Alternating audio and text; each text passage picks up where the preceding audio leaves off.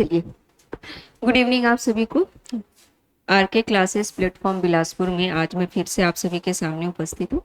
और कल 3 से 4 क्लासेस हो चुकी हैं आपकी और यूट्यूब में डल भी चुकी हैं। बिल्कुल आप प्रीवियस क्लास जाके देख लेंगे, ठीक है।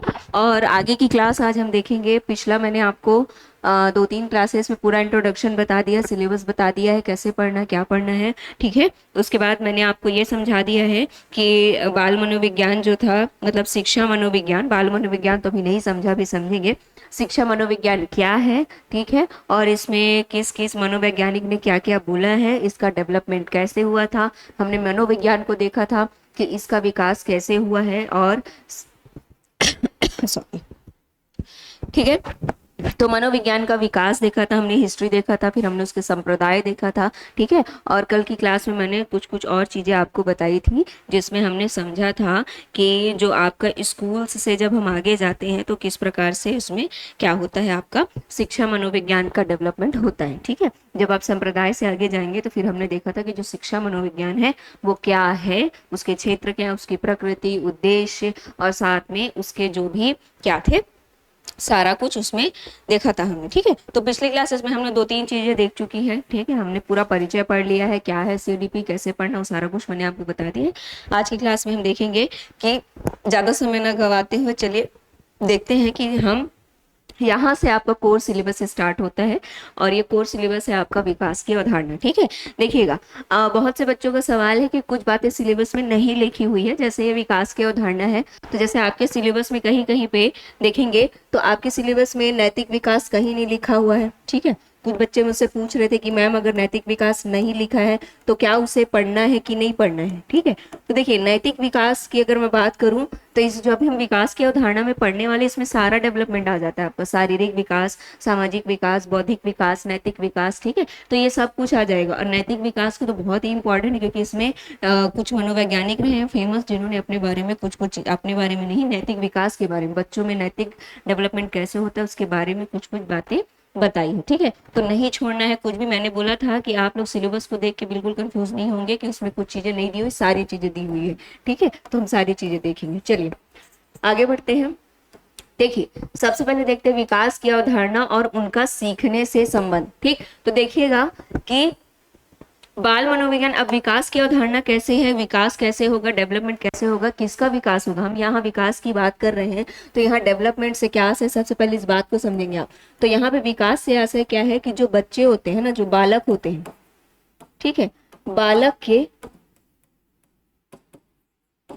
संपूर्ण विकास, ठीक है, बालक के संपूर्ण विकास की क्या करता है, मतलब बालक का संपूर्ण विकास मतलब इसमें क्या क्या आ जाएगा, शारीरिक, ठीक है, इसी में आ जाएगा आपका मानसिक, इसी में आ जाएगा आपका बौद्धिक, इसी में आ जाएगा आपका नैतिक, ठीक है, और ETC, मतलब आगे और भी आ जाएंगे, ठीक है। तो याद रखिएगा कि विकास से आशय क्या है, तो किसी भी बच्चे का संपूर्ण व्यक्तित्व का विकास, चाहे वो शारीरिक विकास हो, मानसिक विकास हो, नैतिक विकास हो, या फिर वो क्या हो, आपका बौद्धिक विकास हो, ये सारा डेवलपमेंट जब हम इसका होलिस्टिक तरीके से, साइकोलॉजी का प्रयोग करके जब हम इसका होलिस्टिक तरीके से डेवलपमेंट करते हैं तो वही क्या कहलाएगा, मतलब उसका हम अध्ययन करके फिर उसको विकास की ओर अग्रसर करते हैं तो वही क्या कहलाएगा, बाल मनोविज्ञान, ठीक है। तो आप जैसे यहाँ पे सोच रहे होंगे कि बाल मनोविज्ञान कहाँ से आ गया, तो ये बाल मनोविज्ञान क्या है, क्योंकि यहाँ पे हम विकास बच्चों का पढ़ रहे हैं, तो वही है कि बाल मनोविज्ञान क्या होगा, बच्चों का जो बच्चों का जो विकास है वो साइकोलॉजी के अनुसार किस प्रकार से होता है, कैसी समस्याएं आती है, और उसका हमको क्या करना, निराकरण कैसे करना, ठीक है। तो देखिए, सबसे पहली चीज यहाँ पे लिखी है कि जो बाल मनोविज्ञान है, ठीक है, बाल मनोविज्ञान क्या है, आपका मनोविज्ञान की एक शाखा है, ठीक है। बाल मनोविज्ञान, हमने पिछली क्लास में साइकोलॉजी पढ़ लिया था, तो बाल मनोविज्ञान भी मनोविज्ञान की एक शाखा है, ठीक है। क्या है, एक शाखा है, जिसे आधुनिक युग में हम क्या कहते हैं, बाल विकास के नाम से जानते हैं, जिसे आधुनिक युग में हम बाल विकास के नाम से जानते हैं, जो ये है आपका, जिसको हम पढ़ने वाले हैं, ठीक है। इसे हम आधुनिक युग में किसके नाम से जानते हैं, बाल विकास के नाम से जानते हैं, ठीक है। दूसरा याद रखिएगा कि भारत में बाल मनोविज्ञान से संबंधित अध्ययनों का प्रारंभ 1930 से प्रारंभ हुआ है। ये क्वेश्चन कहीं पूछा गया किसी दूसरे स्टेट में, मैं परसों क्वेश्चन देख रही थी तो ये मैंने देखा था, ठीक है। तो याद रखिएगा इस प्रकार के क्वेश्चन भी पूछे जा रहे हैं, दैट्स वाई हम क्या कर रहे हैं, PDF से पढ़ रहे हैं, ताकि सारा कुछ आपका कवर हो जाए, क्योंकि लिखने में काफी ज्यादा समय लगता है, ठीक है।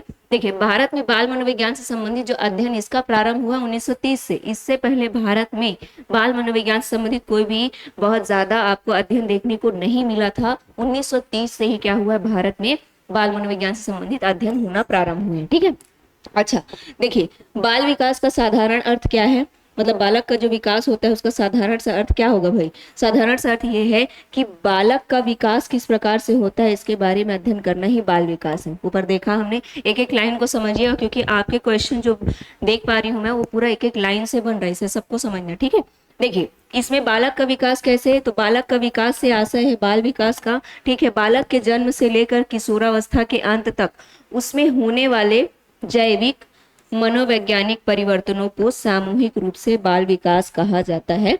ये परिवर्तन मुख्यतः शारीरिक, मानसिक, संज्ञानात्मक, भाषाई होते हैं। देखो अभी मैंने बताया था ऊपर कि जो विकास का मतलब बालक के संपूर्ण विकास जिसमें शारीरिक, मानसिक, बौद्धिक, नैतिक और यहाँ पे और दो चीजें दी गई हैं, संज्ञानात्मक और भाषाई। मानसिक वही है ना आपका बौद्धिक वाला ही चैप्टर को मानसिक कह रहा है। ठीक है, तो इस प्रकार से बाल विकास, ये डायरेक्ट क्वेश्चन पूछता है इसलिए ध्यान रखेंगे, सब प्रकार के क्वेश्चन पूछे गए हैं, कोई भी क्वेश्चन छूटा नहीं है। सब प्रकार के अलग अलग स्टेट्स का जब आप देखेंगे तो सब प्रकार के क्वेश्चन पूछे जा चुके हैं। ठीक है, तो कोई भी चीज देख के पढ़ेंगे पूरा पूरा।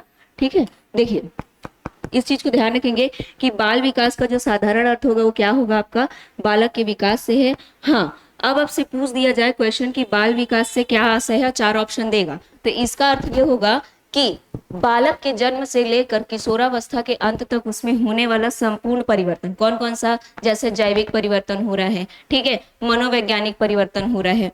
ठीक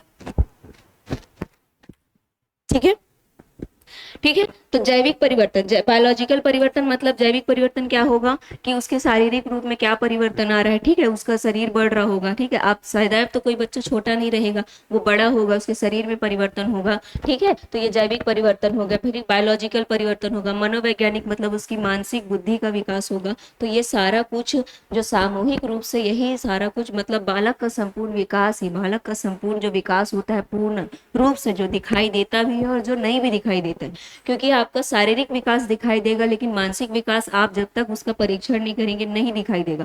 नैतिक विकास जब तक आप उसका परीक्षण नहीं करेंगे, मतलब बच्चों में नैतिक व्यवहार जब तक वो प्रदर्शित नहीं करेगा नहीं दिखाई देगा। ठीक है, तो दिखने वाले और ना दिखने वाले सभी प्रकार के संपूर्ण विकास जो होगा वो बाल विकास कहलाएगा। ठीक है, चलिए आगे बढ़ते हैं। आगे है देखेंगे, हाँ देखिए, मनोविज्ञान की यह शाखा मनोवैज्ञानिकों के लिए ही नहीं अपितु जन साधारण के लिए भी है। जैसे मैंने आपको पहली क्लास में बताया था कि ये मनोवैज्ञानिक का एक अलग विषय नहीं, ये हमारा भी विषय है कि हमको भी जानना है कि बच्चे का डेवलपमेंट कैसा हो रहा है। तभी आप एज अ टीचर किसी बच्चे को सही तरीके से पढ़ा सकते हैं और एज अ पेरेंट्स आप किसी बच्चे को अच्छे तरीके से पालन पोषण कर सकते हैं, इसीलिए ये दोनों जरूरी है। ठीक है, फिर देखिए 18वीं शताब्दी में पेस्टोलॉजी, नाम याद रखिएगा, पहली क्लास में मैंने बताया था इनका नाम। 18वीं शताब्दी में पेस्टोलॉजी ने सन 1774 में ईस्वी में बाल विकास का वैज्ञानिक अध्ययन किया था। उन्होंने अपने 3.5 वर्षीय, ठीक है, पुत्र पर जो विवरण लिखा था उसे biographical sketch of an infant के रूप में जाना जाता है।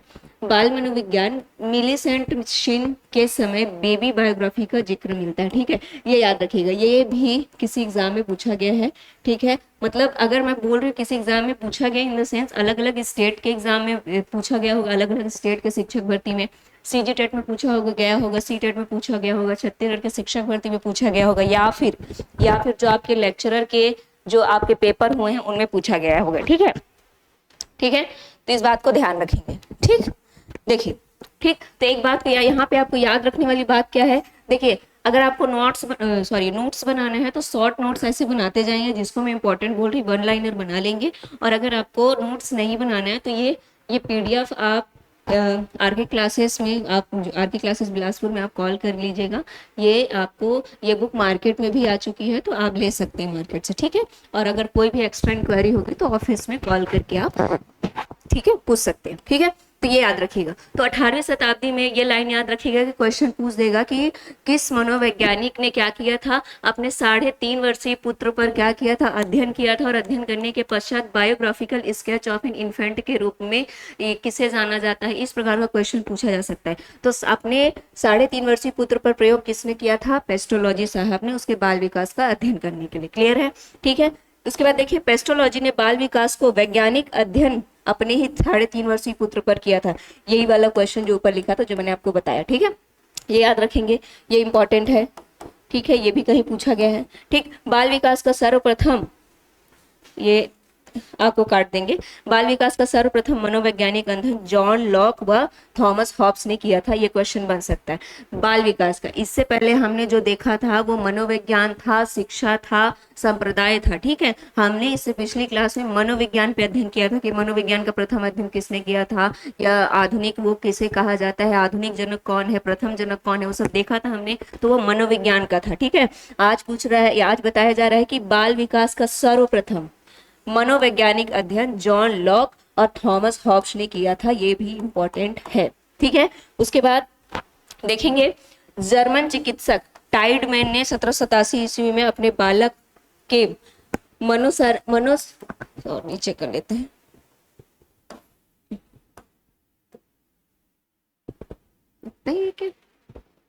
सही जा रहा है, एक सेकंड,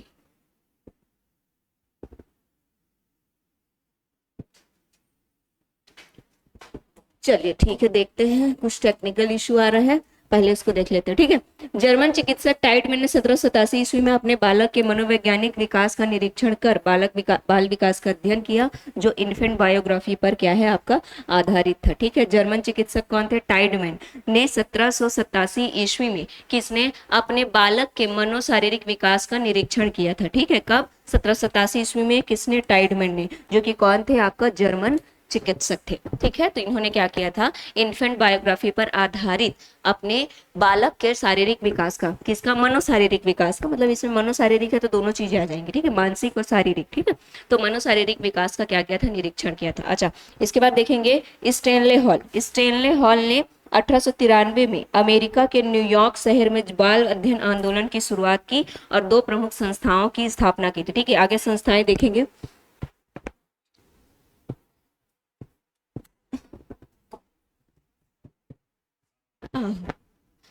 ठीक है, हाँ क्लियर है, ठीक है,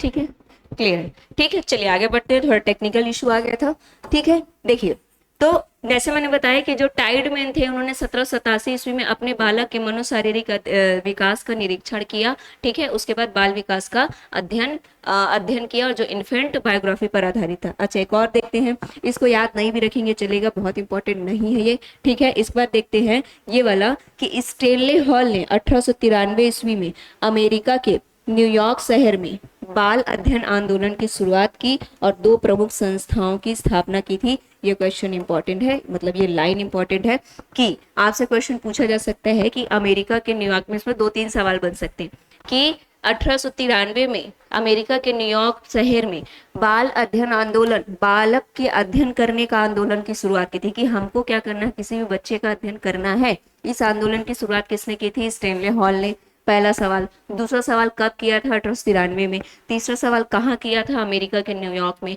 और उसके पश्चात, उसके परिणाम स्वरूप उन्होंने क्या बनाया, तो 2 समितियों की क्या थी, 2 समितियों या संस्थाओं की उन्होंने क्या की, स्थापना की, ठीक है। अब मैं अगर इधर खड़ी होंगी तो आपको मैं दिखाई नहीं दूंगी, इधर खड़ी होंगी तो मेरा हाथ उल्टा चलता है। बोर्ड दिखता है तो बताइएगा, अगर कुछ दिक्कत होता है तो भी बताइएगा, ठीक है। क्या है कि मेरा हाथ उल्टा चलता है तो कई बार आपको थोड़ा सा कष्ट करना पड़ सकता है, ठीक है। चलिए, ठीक, देखिए, अब यहाँ पे देखिएगा, जो समिति है उनका नाम याद रखिएगा। पहला समिति था बाल अध्ययन समिति, ठीक है, बालक का अध्ययन करने की, यानी चाइल्ड स्टडी सोसाइटी की स्थापना पहली समिति स्टेनले हॉल ने 1893 में बाल अध्ययन आंदोलन की शुरुआत की अमेरिका के न्यूयॉर्क में। उन्होंने 2 समितियां बनाई थी। पहली समिति का नाम था बाल अध्ययन समिति और दूसरी समिति का नाम था बाल कल्याण समिति। बाल अध्ययन और बाल कल्याण, इसको ऐसे जोड़िएगा कि किसी भी बालक का अगर हम स्टडी करेंगे तो उससे ही उसका क्या होगा, विकास होगा। कैसे होगा, हम स्टडी करेंगे मनोवैज्ञानिक तरीके से, हम स्टडी करेंगे, स्टडी करने के बाद हम क्या करेंगे, समस्या के बारे में पता करेंगे, और समस्या के बारे में पता करके फिर हम उसका निदान करेंगे। ठीक है, तो इस प्रकार से उन्होंने पहले अध्ययन किया फिर कल्याण किया। तो ये ऐसे करके आपको याद हो जाएगा। ठीक है, कनेक्ट करिएगा। ठीक, उसके बाद देखिए स्टेनले हॉल ने बाल विकास संबंधी अध्ययनों के लिए सर्वप्रथम प्रश्नावली विधि का प्रयोग किया था। Very very important. ठीक है, और आप जानते हैं जो बहुत इंपॉर्टेंट होता है मैं उसको 5 स्टार देती हूँ। ठीक है, ये मेरी तरफ से 5 स्टार, एक आपकी तरफ से, एक मेरी तरफ से, एक आर के क्लासेस की तरफ से, एक आपके सक्सेस की तरफ से, एक भगवान की तरफ से। ठीक है, 5 स्टार। ठीक, स्टेनले हॉल ने क्या किया था, बाल विकास संबंधी अध्ययनों के लिए सर्वप्रथम क्वेश्चनियर मेथड, ये पूछा जाएगा क्वेश्चनियर मेथड, सर्वप्रथम क्वेश्चनियर मेथड का प्रयोग किसने किया था, किसने किया था, आपके स्टेनले हॉल साहब ने। 5 स्टार नोट कर लेंगे। ठीक है, इसके बाद देखिए जेम्स सूली ने प्रथम बाल निर्देशन की स्थापना शिकागो में 1909 ईस्वी में की थी। ठीक है, 1909 ईस्वी में की थी। देख रहे हैं, अगर मैं आपको इसको लिख के पढ़ाती तो कितना में लिखती बताइए, इतने में ही आपका क्या होता, 1 घंटे की क्लास क्या हो सकती थी, खत्म हो सकती थी। दैट्स वाई हमको क्या करना पड़ा, पीडीएफ में आना पड़ा। ठीक है, तो इससे क्या होता है कि पीडीएफ आपको सामने दिखाई देगा ना, तो आप क्या करेंगे, आसानी से उसको क्या कर सकते हैं, नोट कर सकते हैं, लिख सकते हैं। ठीक है, तो हमारे जो जेम्स सूली साहब थे, इन्होंने प्रथम बाल निर्देशन की स्थापना शिकागो में, ठीक है, किसकी, क्वेश्चन पूछेगा, प्रथम बाल निर्देशन की स्थापना किसने की, जेम्स सूली ने। ठीक है, कहाँ की, शिकागो में की। कब की, 1909 ईस्वी में। एक सेकंड इसको मुझे चेक करने दीजिएगा, मुझे ऐसा लग रहा है ये प्रिंट मिस्टेक हुआ है, क्योंकि ये जेम्स सूली नहीं, जेम्स सल्ली साहब होने चाहिए। ठीक है, रुकेंगे।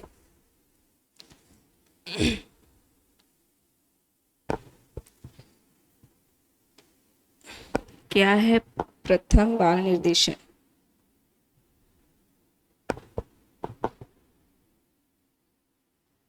स्थापना किसने की। ठीक है, क्योंकि ये मुझे थोड़ा डाउट लग रहा है। ये क्लिनिक क्यों आ रहा है,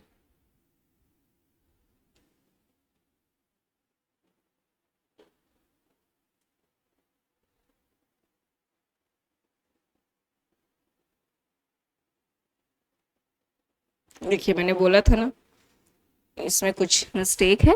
ठीक है, हाँ मिस्टेक ये है, ये जेम्स सूली नहीं, जेम्स हिली साहब है। ठीक है, जेम्स हिली साहब है। ठीक है, इसको सुधारेंगे, सुधार लेंगे सभी लोग। ठीक है, जेम्स सूली नहीं, जेम्स सूली नहीं है, क्योंकि ऐसे नाम के मैंने तो अभी मनोवैज्ञानिक नहीं पढ़े हैं, सल्ली जी साहब को पढ़ा है मैंने, पर इनको नहीं पढ़ा है। ठीक है, तो ये जेम्स सूली ना होकर एकदम इसको नोट डाउन करेंगे, सुधारेंगे, जेम्स हिली साहब है। ठीक है, जेम्स हिली नाम है उनका। ठीक है, तो जेम्स हिली ने प्रथम बाल निर्देशन की केंद्र की स्थापना शिकागो 1909 में की थी। क्लियर है यहाँ तक। ठीक है, चलिए आगे बढ़ते हैं।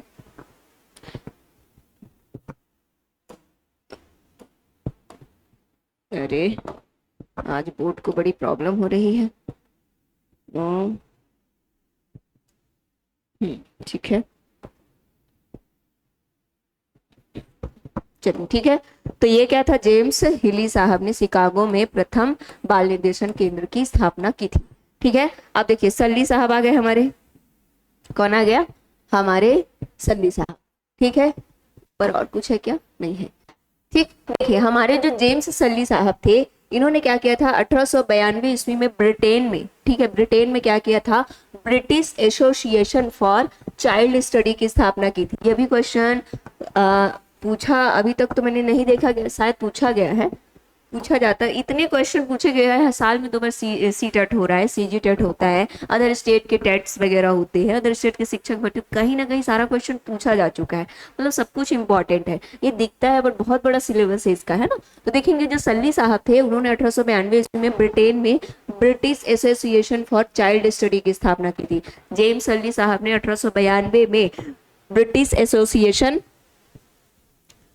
किसकी, British association for child study की स्थापना की थी। क्लियर है यहाँ तक। फिर देखिए आगे बढ़ते हैं, बाल अपराधियों को सुधारने के लिए, ठीक है, देखिए ये भी इंपॉर्टेंट है। बाल अपराधी, जो बालक क्या होते हैं 18 वर्ष से कम उम्र के होते हैं, या फिर वो अपनी किशोरावस्था से पूर्व की अवस्था में जो भी अपराध करते हैं, जैसे किसी की हत्या कर दिया, चोरी किया, या फिर कोई ऐसा बड़ा अपराध कर दिया, ठीक है, जिसे जिसे कानून के अनुसार अपराध की श्रेणी में गिना जाता है, ठीक है, उसकी बात कर रहे हैं। तो बाल अपराधियों को सुधारने के लिए न्यूयॉर्क में, कहाँ, अमेरिका के न्यूयॉर्क में क्या किया गया था, प्रथम बाल गृह की स्थापना 1887 ईस्वी में की गई थी। इसको ऐसे याद रख लीजिएगा कि बाल अपराधियों को सुधारने के लिए कहाँ, अमेरिका के, कहाँ, अमेरिका के न्यूयॉर्क में, क्या, तो प्रथम बाल गृह, चाइल्ड चिल्ड्रंस होम की स्थापना की गई। जैसे अभी बाल सुधार गृह होते हैं, है ना, बाल संप्रेक्षण गृह होते हैं, है ना, बाल आश्रम होता है। तो ये सारा कुछ जो आपका अभी दिखाई दे रहा है, इसके लिए प्रथम न्यूयॉर्क में स्थापना किया गया था। मतलब प्रथम बार इस गृह की स्थापना अमेरिका के न्यूयॉर्क में की गई थी। क्लियर है? अच्छा, इसके बाद देखिएगा एक और नाम आता है, ताराबाई मोदक ने 1930 ईस्वी में भारत में बाल अध्ययन की शुरुआत की थी। वेरी इंपॉर्टेंट, क्योंकि हम विश्व का तो पढ़ रहे हैं यहाँ पे, है ना, यहाँ पे हम सीडीपी का कैसा है वो तो पूरा विश्व का पढ़ रहे हैं। भारत का याद रखिएगा कि जो ताराबाई मोदक थी या था, जो भी होगा, ताराबाई मोदक नाम से तो थी लग रही है, ठीक है। ताराबाई मोदक ने 1930 ईस्वी में भारत में बाल अध्ययन की शुरुआत की थी। किसकी? बाल अध्ययन की शुरुआत, ठीक है। इसके बाद देखिए, बाल विकास के अंतर्गत सर्वाधिक कार्य व्यक्तित्व एवं मापन पर हुआ है, ठीक है। अब जैसे मैंने बोला कि जब बाल विकास का अर्थ ही है कि बालक के संपूर्ण विकास का अध्ययन करना, संपूर्ण विकास में दिखने वाले और ना दिखने वाले दोनों विकास आते हैं, ठीक है। तो बाल विकास के अंतर्गत सर्वाधिक कार्य व्यक्तित्व यानी पर्सनालिटी, और उस पर्सनालिटी का जो मापन करते हैं, हम अध्ययन करते हैं, परीक्षण करते हैं, सुधार करते हैं, निदान करते हैं, उपचार करते हैं, ठीक है। तो वो सारा सर्वाधिक कार्य हुआ है। क्लियर है? उसका देखिए, देखते हैं बाल मनोविज्ञान की परिभाषा है। देखो ये इससे भी क्वेश्चन बहुत पूछते हैं, इससे तो क्या कर डायरेक्ट दे देगा, पूछ देगा कौन से मनोवैज्ञानिक ने कहा था, ठीक है। तो देखते हैं जेम्स रेवर साहब की। देखो ये आपको हर टॉपिक में मिलेगा परिभाषा। अब आप कैसे करेंगे, सबको तो याद नहीं कर सकते, तो मैं जो इंपॉर्टेंट होगा मैं उसको टिक करा दूंगी, उसी को आप याद कर लेंगे। आया हुआ है उसी को बताऊंगी। और जो कभी क्या होता है कुछ अलग पूछ भी देता है ना, तो एक आध क्वेश्चन जैसे अभी कभी पूछ देता तो सबसे गलत होगा, ठीक है। तो याद रखिएगा, एक बार गो थ्रू हो जाएंगे तो बन जाता है, ठीक है। तो जेम्स ड्रेवर के अनुसार बाल मनोविज्ञान की वह शाखा जिसमें जन्म से परिपक्व अवस्था तक विकसित हो रहे मानव का अध्ययन किया जाता है। वही बोल रहे हैं कि बालक के जन्म से लेकर कब तक, परिपक्व अवस्था तक, चाहे वो प्रौढ़ अवस्था, मतलब जब तक वो परिपक्व नहीं हो जाता तब तक का जो हम अध्ययन करते हैं वो बाल मनोविज्ञान की शाखा कहलाती है, ठीक है। वर्ग के अनुसार बाल मनोविज्ञान की, नॉर्मल टिक किया मैंने, मतलब अभी उतना इंपॉर्टेंट नहीं, आगे बताऊंगी, ठीक है। वर्ग के अनुसार बाल मनोविज्ञान की एक शाखा है, ठीक है।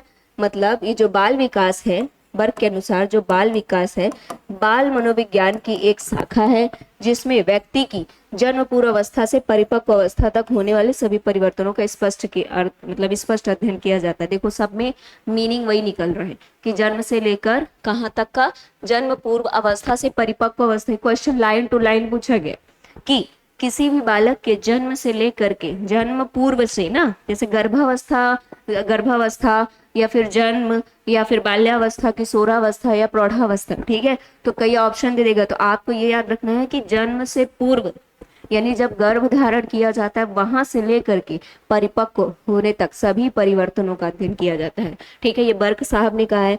आइजनेक ने क्या कहा है, बाल मनोविज्ञान का संबंध बालक के मनोवैज्ञानिक प्रक्रियाओं के विकास से है। इसमें गर्भकालीन अवस्था, जन्म, जैसे मैंने भी बताया वही बताया है, आइजनेक ने पूरा बता दिया कि हम क्या करते हैं, बाल मनोविज्ञान का संबंध बालक में मनोवैज्ञानिक प्रक्रियाओं के अध्ययन के विकास से है, प्रक्रियाओं के विकास से है। इसमें गर्भकालीन अवस्था मैंने बताया कि गर्भावस्था, फिर जन्म होगा बच्चे का, फिर शैशवावस्था आएगा, फिर किशोरावस्था आएगा, फिर परिपक्व अवस्था तक बालक की मनोवैज्ञानिक विकास प्रक्रियाओं का अध्ययन किया जाता है। Is that clear?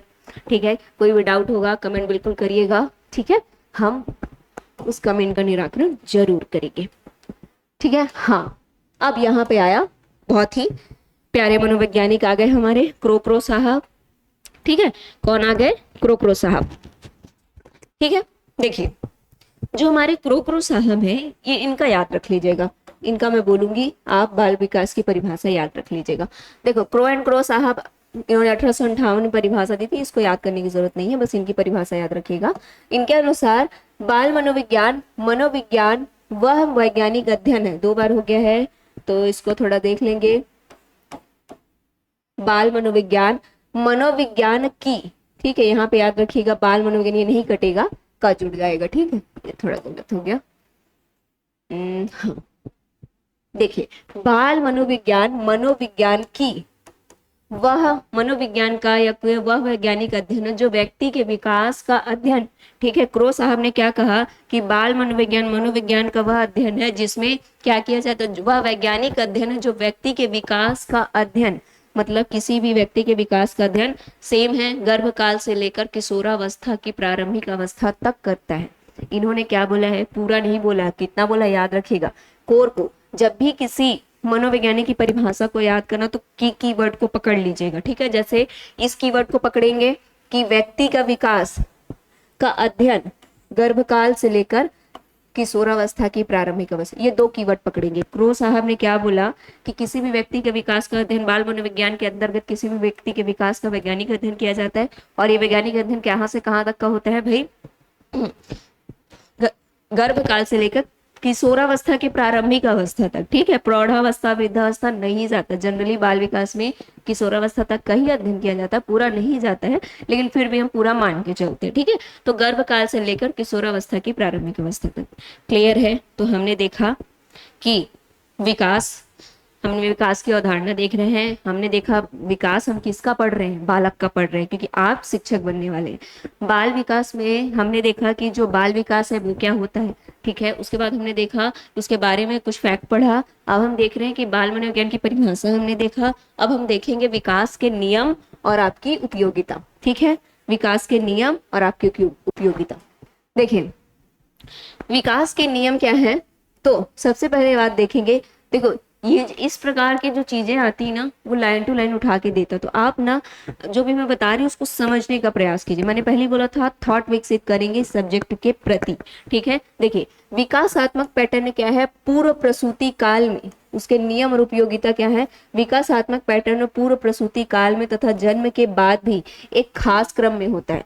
मतलब किसी भी बच्चे का विकास क्या होता है, एक पूर्व प्रसूति काल, मतलब वही गर्भकाल, प्रसूति काल समझ रहे हैं ना, जब बच्चे की डिलीवरी होती है उसके पहले से, यानी गर्भधारण से, ठीक है, गर्भधारण की बात कर रहे हैं। तो गर्भधारण में तथा जन्म के बाद भी जब बच्चे का जन्म हो जाता है एक खास क्रम में होता है, मतलब एक खास क्रम होता है बच्चे के विकास होने का, ऐसा नहीं कि कभी भी कुछ भी हो जा रहा है, एक क्रम से डेवलपमेंट होता है, ठीक है, अर्थात पूर्वानुमेय होता है। जैसे शिशु पहले सिर उठाता है, इसके बाद वह बैठना प्रारंभ करता है, इसको ध्यान रखेंगे, ये इंपॉर्टेंट है, ठीक है। तो शिशु पहले क्या करता है, सिर उठाता है, फिर वह बैठना प्रारंभ करता है, फिर धीरे से वह घुटने के बल चलता है, उसके बाद फिर खड़ा होता है और फिर चलता है, ठीक है, मतलब एक क्रम में डेवलपमेंट होगा। पहले वो सिर उठाएगा, ठीक है, फिर वो क्या करेगा, बैठने का प्रयास करेगा, फिर घुटने के बल क्या करेगा, चलना शुरू करेगा, फिर खड़ा होगा और फिर क्या करेगा, चलेगा, और इसके बाद दौड़ जाएगा, ठीक है, इसके बाद दौड़ेगा ना जी, फिर क्या करेगा, आपका दौड़ता है, ठीक है। देखते हैं ना, वो जो बच्चे होते हैं जो बाल्यावस्था या बाल्यावस्था तक के लगभग बच्चे क्या होते हैं, बहुत दिन भर दौड़ते रहते हैं, ठीक है, तो ये वही वाला है, ठीक है। चलिए, विकास के नियम किस प्रकार से होते हैं आगे देखते हैं हम। इसको मैं बड़ा कर देती हूँ ताकि आपको देखने में क्या हो, आसानी हो, ठीक है। चलिए, सेकंड कैसा नियम है देखेंगे। दूसरा नियम है कि विकास में परिपक्वता तथा प्रशिक्षण दोनों महत्वपूर्ण भूमिका निभाते हैं।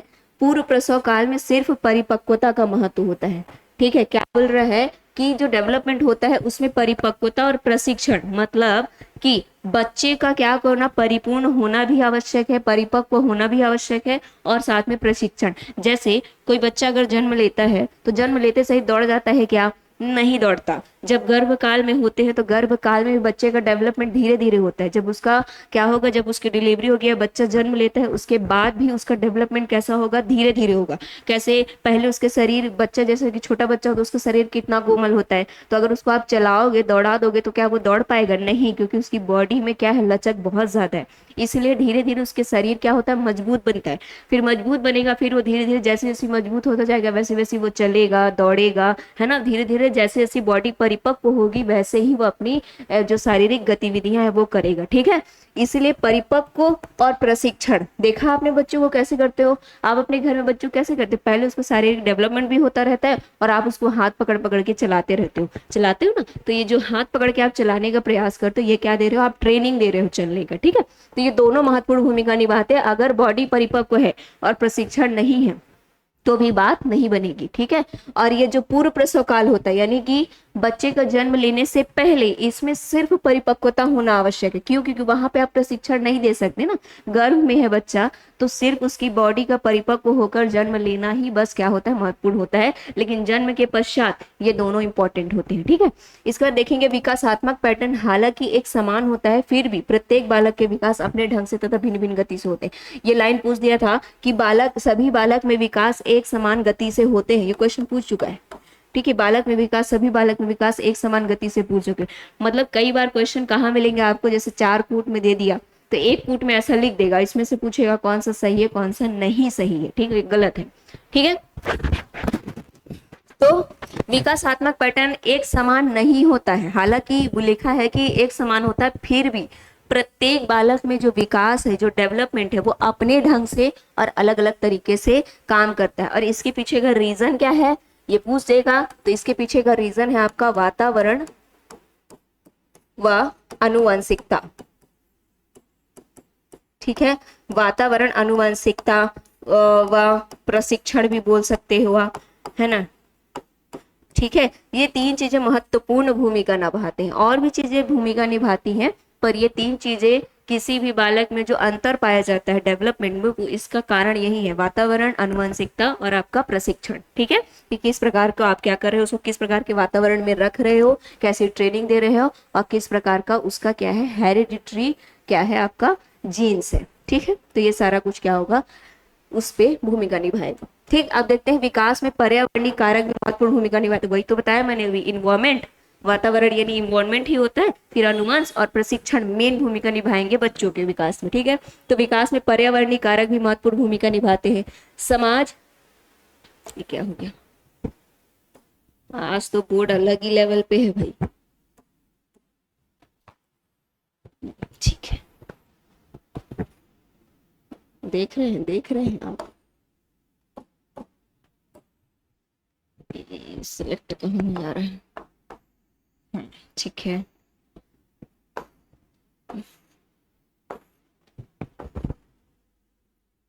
ठीक, तो हम यहाँ थे कि समाज बच्चों से भी क्या करते हैं, उनकी उम्र के अनुसार कुछ उम्मीद करता है। जैसे आप बच्चों से क्या करते हो, कुछ उम्मीदें लगाते हो उनकी उम्र के अनुसार, जिसे सामाजिक प्रत्याशा कहा जाता है, जिसे बालक समाज और संस्कृति से ही सीखता।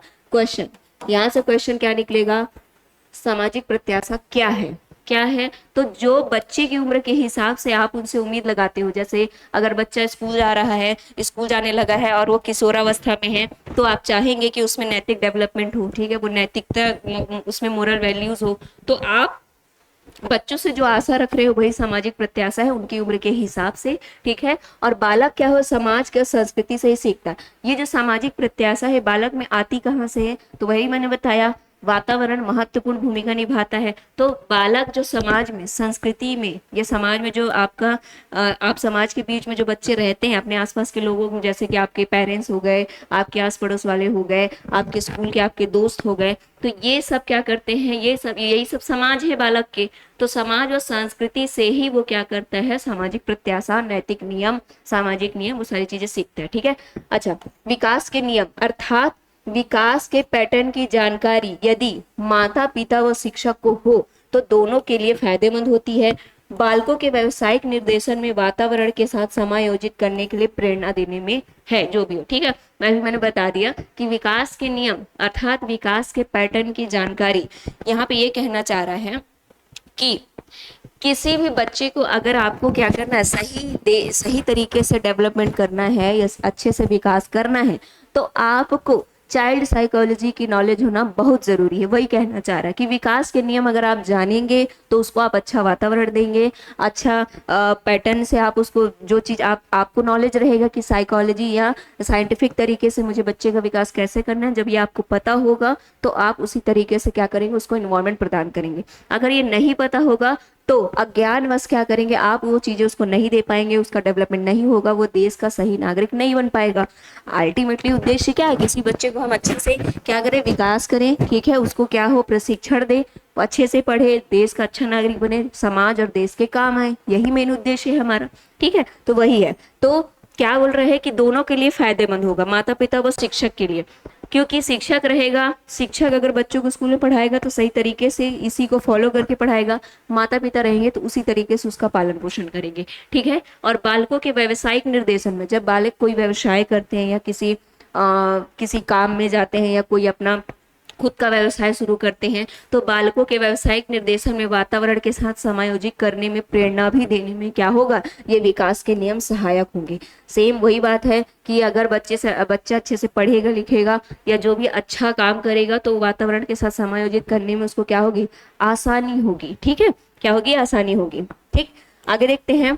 विकास के नियम के आधार पर शिक्षकों को यह पता चलता है कि संतुलन की अवस्था में बालक खुश रहते हैं, ठीक है, जबकि असंतुलन की अवस्था में अशांत रहते हैं। ठीक है, क्या बोल रहे हैं कि विकास का नियम ये कहता है, यानी कि चाइल्ड साइकोलॉजी ये कहता है कि जब सब कुछ संतुलित होता है, तो जब संतुलित रहेगा तो बच्चे खुश रहते हैं। मतलब जैसे अगर आप किसी बच्चे को स्कूल भेज रहे हैं और अगर आप उसके सही पोषण, सही न्यूट्रिशन का ध्यान नहीं रख रहे हैं, या खाने पीने का आप उसको सही से न्यूट्रिशन नहीं दे रहे हैं और उसको आप पढ़ने भेज रहे हैं, तो उसका जो मानसिक क्षमता है पढ़ने लिखने की, याद करने की, वो कम हो जाएगी। ठीक है, इसलिए संतुलन अति आवश्यक है। संतुलन कैसे, उसके खान पान में, उसके रहन सहन में, उसके पढ़ाई में, उसके जो शारीरिक क्षमता, उसके अनुसार उसको क्या करना है, आपको सही प्रशिक्षण देने में। तो सब कुछ संतुलित होना एक बच्चे के विकास के नियम के आधार पर, अगर बच्चे का विकास करना है तो सब कुछ आपको संतुलन में रखना होगा। ठीक है, चाहे वो बच्चे का खेल हो या फिर दोस्त हो, पढ़ाई हो, शारीरिक श्रम हो, प्रशिक्षण हो या फिर खाना हो। ठीक है, सब कुछ आपको संतुलित रखना पड़ेगा। इनमें से कोई भी एक असंतुलित हुआ तो बच्चे की जो खुशी है या बच्चे का जो विकास है उस पर क्या पड़ेगा, आपका नेगेटिव इम्पैक्ट पड़ेगा। ठीक है, कैसा इम्पैक्ट, नेगेटिव इम्पैक्ट पड़ेगा। ठीक है, ऐसे में बालकों में संतुलन की अवस्था में मार्गदर्शन करने से ज्यादा लाभ होगा। ठीक है, तो वही मैंने बता दिया कि संतुलन होना अति आवश्यक है। ठीक है, क्लियर है। तो अब क्या क्या है आगे। ठीक है, देखो अभी हमने क्या देखा, विकास की अवधारणा, विकास क्या है, बाल विकास क्या है, और बाल विकास की परिभाषा क्या है, और विकास के नियम क्या है, विकास के पैटर्न क्या है, वो हमने देख लिया। ठीक है, वहां से बहुत सारे क्वेश्चन बनते जा रहे हैं, मैं बताती रहूंगी। ठीक है, अब देखते हैं आगे है meaning of growth and development. यहाँ तक क्लियर है कि नहीं, कमेंट जरूर करेंगे। ठीक है, ठीक है, यहाँ तक क्लियर है सबको तो कमेंट करेंगे यस, और क्लियर नहीं है तो भी यस करेंगे, कोई नो नहीं बोलेगा। ठीक है, कि नो बोल नहीं सकते, आप फिर से जाके देख लो वीडियो, लेकिन यस बोलना। ठीक है, ठीक है, तो इतना क्लियर है, इतना क्लियर है।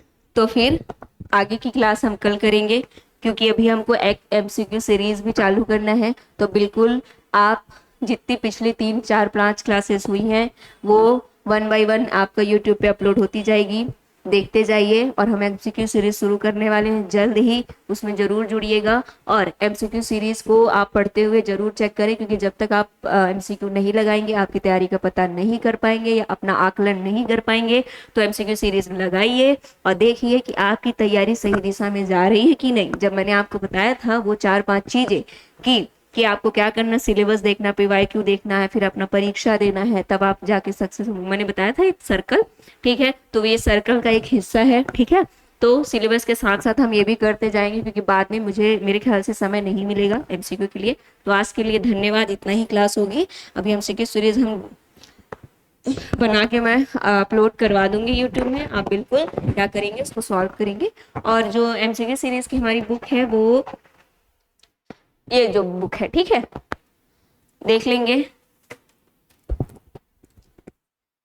ये हमारे जो आर के क्लासेस प्लेटफॉर्म है जहाँ से मैं आप सबको पढ़ा रही हूँ, ये उनकी दो बुक आ चुकी है मार्केट में, एक है बाल विकास और शिक्षा शास्त्र, ये इसी नोट्स से मैं पढ़ा रही हूँ, ठीक है। तो अगर आपको लगता है कि मुझे लेना चाहिए तो ले सकते हो, और अगर नहीं लगता तो भी जोर जबरदस्ती नहीं है आपको, आप यही क्लास से देख करके नोट्स बना सकते हैं जैसा आपको बेहतर लगे। नोट्स तो आप यहाँ पे देख रहे हैं किस तरह से है, तो अगर अच्छा लगता है जरूर लेंगे। और ये एमसीक्यू सीरीज है, एमसीक्यू सीरीज में बहुत सारे प्रैक्टिस क्वेश्चन हैं, तो आप इसको भी ले सकते हैं। और जो भी एमसीक्यू सीरीज में कराऊंगी यही से कराऊंगी आप, ठीक है। तो धन्यवाद आप सभी को, मिलते हैं कल की क्लास में, ठीक है।